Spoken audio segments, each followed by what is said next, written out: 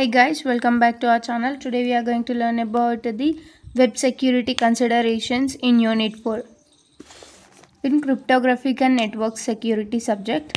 So ఇక్కడ web security అనేది ఒక బ్రాడ్ కేటగిరీ ఆఫ్ సెక్యూరిటీ సొల్యూషన్స్కి అదొక broad category of security solutions.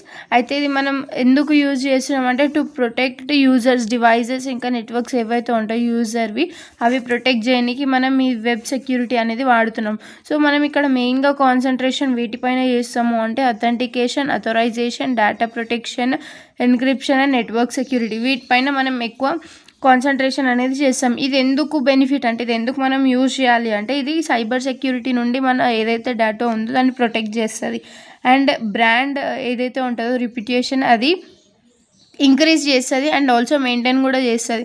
ఇది మన సెన్సిటివ్ డేటా ఏదైతే ఉంటుందో like Aadhaar numbers, Aadhaar information అంటే పర్సనల్ ఇన్ఫర్మేషన్స్ అవి ఉంటాయి కదా, వాటిని ఇది సెన్సిటివ్ డేటాని ప్రొటెక్ట్ కూడా చేసుకుంటుంది. నెక్స్ట్ యూజర్స్కి ఒక ట్రస్ట్ అనేది ఎక్కువ బిల్డ్ చేస్తుంది. ఓకే, అండ్ నెక్స్ట్ వన్ వచ్చేసి కన్సిడరేషన్స్ వచ్చేసి అప్డేట్ సాఫ్ట్వేర్ అంటే మనము సిస్టమ్ ఏదైతే ఉందో మన సాఫ్ట్వేర్ని అప్ టు డేట్ అప్డేట్ చేసుకుంటూ ఉంటాం. న్యూ ఫీచర్స్ ఏమొచ్చినా సరే అప్ టు డేట్ అప్డేట్ అయి ఉంటుంది. Next be aware of SQL injections అంటే అది ఒక టేబుల్ ఫార్మాట్లో ఉంటుంది. అయితే ఇక్కడ ఏమవుతుందంటే హ్యాకర్స్ అనేటివి హ్యాకింగ్ అనేది టేబుల్స్ ఫార్మాట్లో టేబుల్స్ పైన హ్యాక్ చేస్తే మనం దాన్ని మాడిఫై చేసుకోవచ్చు. మళ్ళీ we need to modify. Okay, next cross site scripting అంటే ఏంటి అంటే ఏదైతే మనం సబ్మిట్ చేస్తున్నాం ఆ ఫామ్ అనేది మాడిఫై కావద్దు. సబ్మిట్ చేసే ముందు form should not be modified before submission. Okay, submit చేసే ముందు ఆ ఫామ్ ఏదైతే ఉందో దాన్ని మనం మాడిఫై చేయొద్దు.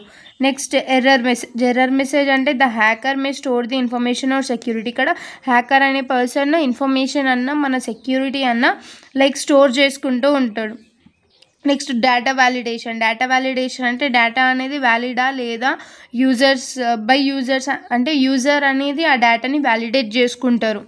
ఓకే, నెక్స్ట్ పాస్వర్డ్ అనేది మనకు తెలుసు. ఇప్పుడు లైక్ ప్రతిదానికి upper case, lower case, numerical, special characters include చేయమని అడుగుతుంది. ఎందుకంటే మన ఏదైతే పాస్వర్డ్ ఉందో లేదా మనం ఏదైతే లైక్ యాక్సెస్ చేస్తున్నామో ఆ పాస్వర్డ్కి that will be keeping very secure. ఇది సెక్యూర్గా ఉంచుతుంది కాబట్టి will be moving for this one.